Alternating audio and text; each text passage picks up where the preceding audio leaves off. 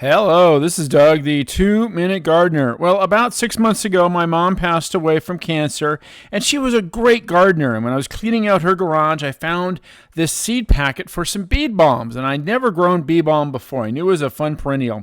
So I just threw the seeds into the rose garden and forgot about it. Well, about 4 months later, these huge purple flowers exploded all over that back part of the rose garden, which was perfect because these were plants were about 4 to 5 feet tall, and they were just covered with these amazing purple flowers.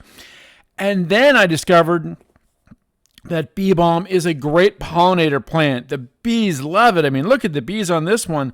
Hummingbirds love it. Butterflies love it. It is a wonderful, wonderful plant for a pollinator garden. But that was just the start. This wonderful perennial, which is great for USDA zones 3 through 9. It really can't handle the frost. And again, it's a perennial. It'll just die to the ground and come right back up. Is a fabulous summer blooming plant that is also rabbit and deer resistant. And so I would cut some of these and take them out to my mom's grave, which has a lot of deer living around that cemetery, but the deer would leave it alone. They never bothered it. It was just amazing. And it's a good cut flower. It lasts for a week in a vase.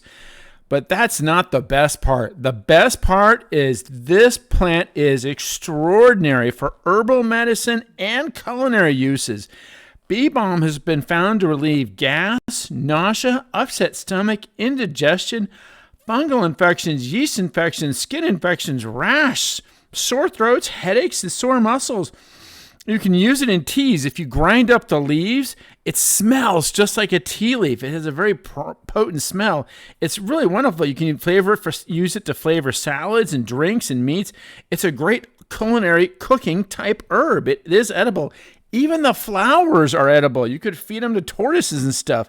Use it in kind of potpourris and baths. So definitely want to get some hands on some bee balm. There's links in the comment description on how to order either seeds or plants from my Amazon page. And you got to try some. It's really great in the backside of flower gardens because, again, you're looking at something that will get about 4 to 5 feet tall. Just a wonderful, wonderful plant.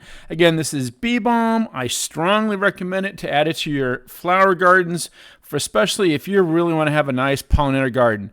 Well, that's all the time we have for today. This is Doug, the 2-Minute Gardener, saying if you enjoyed this video, hit that like button and subscribe to get more of my garden videos.